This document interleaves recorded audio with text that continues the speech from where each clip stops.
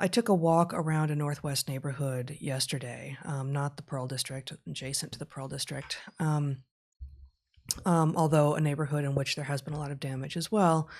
To the point that, some people are still saying, as I understand it, there's, all the damage has been limited to one square block. Like, well, for a while in this last summer, they were certainly focusing on the federal building, but it was never restricted to that, and it certainly expanded its scope quite a lot to a few regular places and now regular neighborhoods. But my sense yesterday, walking around, is that the facade on the street is now cracking as well. That there were far fewer "Don't hurt me" walls in on businesses. There's a little bit of signage still up, the occasional Black Lives Matter sign and such, but none of these arrays of "Don't hurt me" walls, which have become the norm, which quickly became the norm as of early last summer. And what I do see is more indications of fatigue and questioning, and then these outposts in individual homes, really, of signage. And so I took some photos, and we're going to walk through them and just talk about them. So Zach, don't put my screen up just yet until I find these. And okay, so you can put my screen up now, Zach. And for those of you who are on Twitter, I felt obligated to let Paul Krugman have it on Twitter yesterday because he claimed that it was basically a GOP fever dream, that anything was happening in cities that was untoward over the last 10 months. And so as part of the thread that I wrote in response to him yesterday, I put a couple of these images up. So some of you will be familiar with these already. So this is just a sticker on, I don't even remember what, something in a neighborhood near downtown Portland. It says, "New Portland sucks." Now, this could be, I could imagine the person who put this up meant one of two really different things, right? They could be part of the sort of anarchist or woke or, any number of sort of groups over in that space who want, more chaos and less law and order and more fear among ordinary citizens and such. Or it could mean, it could be the same sense that I have. We're newcomers to Portland. We've only been here for 2.5 years. But actually, as I said in that tweet thread, yeah, this new Portland does suck, and the new Democratic Party sucks, and this new national conversation and the new national culture that are becoming reified suck, and we can all do better, and we all deserve better. Anything you want to add to that?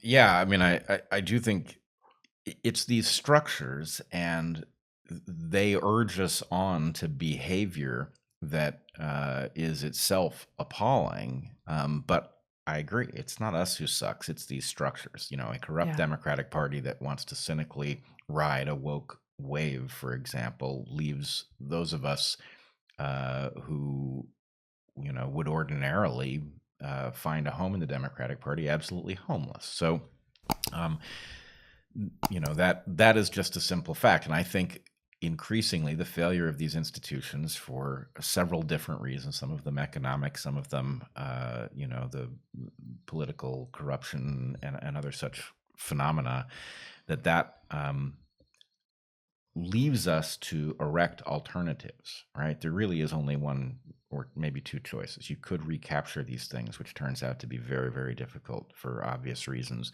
or you could build around them. And I agree. I've also noticed, I hadn't, I think, said anything about it, but there is an almost searching for new ways of shaping the conversation. So there's been a mind-numbing chorus of, Black Lives Matter, for example. And then there has been this sort of people trying to figure out how to signal, yes, I'm in principle on board with the idea of Black Lives Matter, but I'm not on board with the idea of, violent riots or all white people are racist or any of those things. So I don't know, maybe you want to show your next image. Yeah. So I mean, this speaks to exactly the searching that you are talking about. That increasingly, the graffiti, the tags that we're seeing, as of last summer, through the winter, through the first part of the spring, really were entirely single note. It was just this monotone. in support of what turns out to be a divisive, hateful series of actions. And now we are seeing things like, who are we? Right. And then, however, same neighborhood, I happened to walk by a first floor or ground floor apartment with a whole lot of stuff in the window. So here's one of the windows at some distance with, for those who are just listening rather than watching, I'll show close-ups of 3 of these, but several of the signs that we have become accustomed to, plus a whole lot of Hello Kitty figurines, which struck me as something I hadn't seen before. Super ominous. I mean, you joke-ish, but I have been talking with some people elsewhere behind the scenes about the connections between some of what we're seeing and some of these subcultures, including anime, and the rise of some of this very, very physically disconnected social constructionist thinking. So I'm not sure there isn't an important connection here. No, I was only partially being ironic. Hello Kitty, in some sense, I think, because it is like, designed to be the opposite of threatening, is actually a very good cloak for some other stuff. And I have also seen it used as sheep's clothing, more or less. Yeah. So here we have a close-up of one of the things in the window: white apathy, fragility, ignorance, and silence feeds into violent systems of oppression. So I'm just showing these. I mean, this was interesting because there's literally a crack in the window in front of this, and it feels like this kind of this kind of message, which for months and months and months in Portland and to some degree nationwide and to some degree internationally, was the only note that we were allowed to publicly agree to if we wanted to be accepted in polite company or something. And having literally the crack in the window in front of this seems like a hopeful metaphor, maybe. Here we have this hand-drawn picture of Hello Kitty literally saying Black Lives Matter, and then I don't know what the thing in the puddle next to Hello Kitty is, but it's dream thinking, abolish the police. So I really don't know what's going on here. Another crack in front of it. And then this, defund the police, with a cartoon image of a pig in military and police garb, saying, just following orders. And, there's, he's crushing BLM protesters underneath his giant piggy police feet. And it says ACAB at the bottom, all cops are bastards. So, the same rhetoric, right? But again, this is one apartment that I'm seeing this in. So let's just run through these before you want to riff on these. Sure. Next window over, same apartment, I think.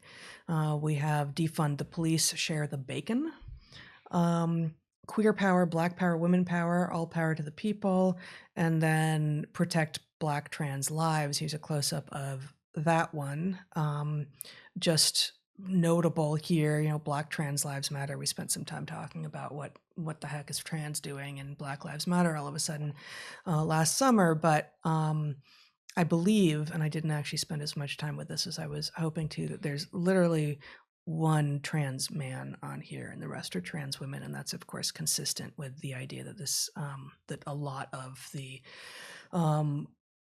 politicking behind raising the rights and visibility of trans people is actually specifically about men who are declaring themselves women, and very little in the opposite direction. And there's something very important and deep there, and we're not going to go there right now. Defund and demilitarize and dismantle police. In case anyone was still confused about whether or not defund actually means these other things, at least in some people's heads, yes, it actually 100% does. Again, with some weird little like Hello Kitty-ish characters around the outside, as if to make this seem like it's all sunshine and flowers messaging. And finally, sort of shades of Audre Lorde here: dismantle our house, build the new. They do. They want to dismantle what they're viewing as our house. And they say they want to build the new, but I've literally never heard a policy proposal to that end. I've never heard even a sentence to that end. What will the new look like? They're busy declaring themselves ungovernable, and they'll be satisfied with nothing. There were violent protests the night that Biden was elected, the night of the Chauvin verdict. No outcome will suffice. Yeah, I mean, it's almost as bad as it is that there is not a single idea on the table that is credible. It's even worse than that, because what is said clearly tells us that the people who are so confidently telling us what we have to do to fix civilization either can't or won't think, right?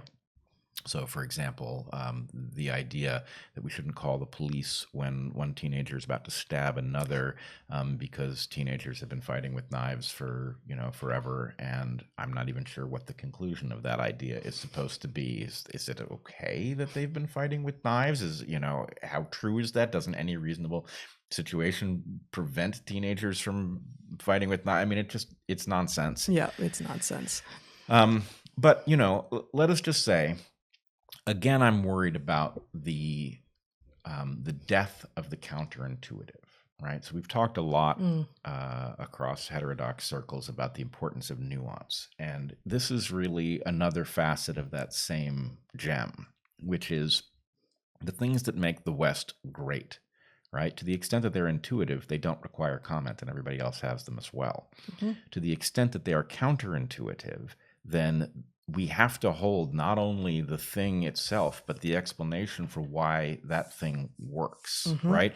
And so here you have a bunch of people engaging in another counterintuitive right, the right to say anything, right? And I would protect their right to say anything up to the point where they are calling for,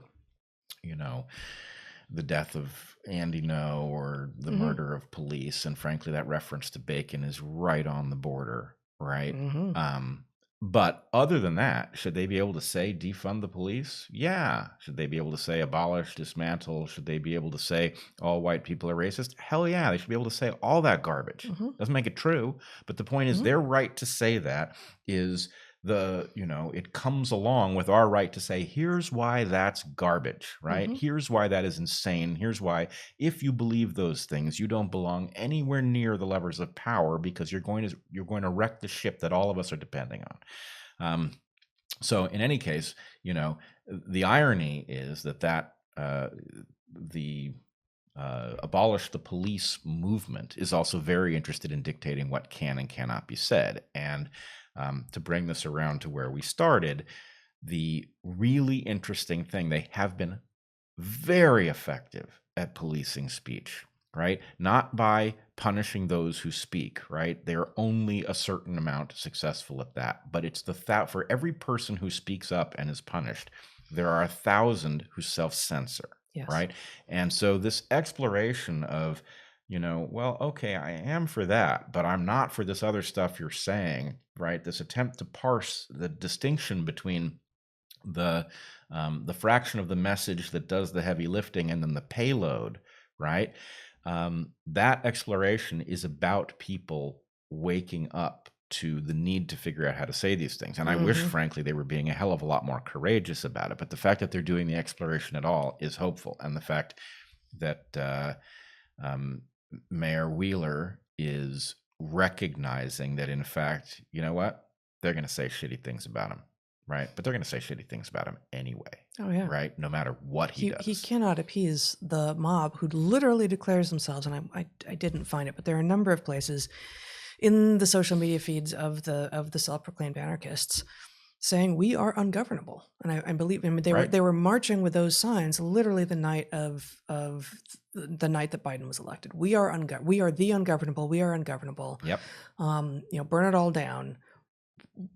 Why would you try to appease people who say that? Right. Especially after they spent the entire summer pretending that the violence was about Trump.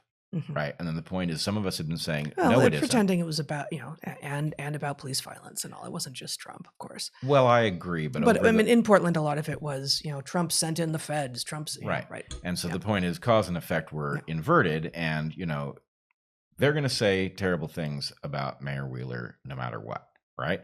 We're going to say terrible things about Mayor Wheeler to the extent that Mayor Wheeler is a terrible mayor. To the extent that he comes around and starts acting in Portland's interest, we'll say, you know what? We're pissed off about what went before, but thank goodness we're headed in the right direction. Like we always say to our children, it's about the future, man. It's about the future. It's about the future. Can we get it right from now on? It's about the future. And so what did you learn? That's for you, Doc.